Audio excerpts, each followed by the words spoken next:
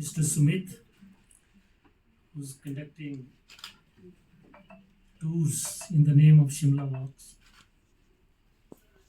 and then Madam Vandana Bhagra, Kikli Trust, who have given me an opportunity to be with the author, who has authored such a beautiful book, or his novel, you can say, The Rickshaw Coolie Murder, the Rickshaw Coolie case murder, whatever. In fact, I wanted to go through the book before I came here, but I was not given this book, and just I was told by Mr. Smith that you have to come. Well, I'll come, but here it was announced that I will preside over the function. So I obeyed his orders, but I have not read the book. But I very carefully listened to the reviewers, and once you listen to the reviewers like Saroj Thakur, Dr. Usha Bande, and Srinivas Joshi ji, you are left with nothing but to appreciate them. They have given such an excellent review, and Mr. Atul Lal has given the details of his book. So I have gathered a little bit what the book is about. I knew a little bit about the incident, but I had not given this much thought that this book would be the way he has put the characters. Srinivas Joshi ji put it that Mahatma Gandhi, during his visits in 1921, he came for the first time in 1921. Then he had tea with Rai Bahadur Mohanlal ji. I don't know whether the house was at Lower Bazaar at that point of time or Fargrove. Gulshan Villa.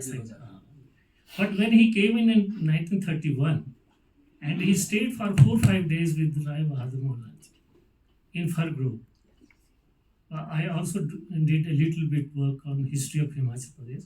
So when I was searching about the visits of Mahatma Gandhi in Simla, then I found this reference that he had stayed put for about 4 or 5 days in 1931 at Rai Bahadur's house near Jakku. So it was very interesting to learn from, and the whole story now I went through. It was very normal. It was very normal, as has been put by the learned reviewers, for the Britishers to abuse, to beat, to kick the natives, particularly the menials, the laborers. I was just going through the history. There are how many indentured laborers were heaped atrocities upon. In Assam, when the laborers were taken over there for tea plantation, I think 35,000 people died in just a span of 3 years, from 1963 to 1966. They were starved and beaten black and blue. If they stayed there for extra work, they were coerced to extra work. When they tried to run away, it was said that trained dogs were let loose on them. So the saying had come: if we die if we stay, and we die if we go. Both the ways, they were in catch-22 situation. In such atrocities were heaped upon the natives. That point. One more point which I noted: the humanitarian, the angle, the humanitarian view Rai Bahadur Mohanlal took in case of Jageshwar. I found that most of the lawyers of the day, if you trace history, all the prominent leaders in the run-up for freedom struggle, they were lawyers.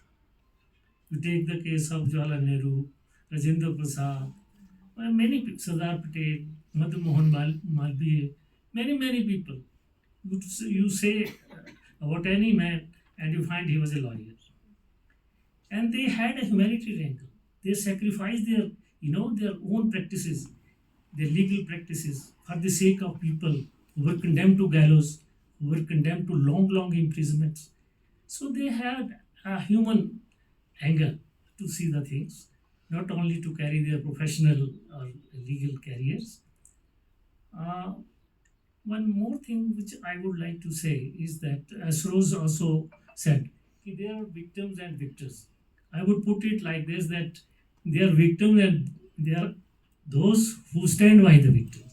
So Rai Bahadur Mohanlal was one who stood by the victims.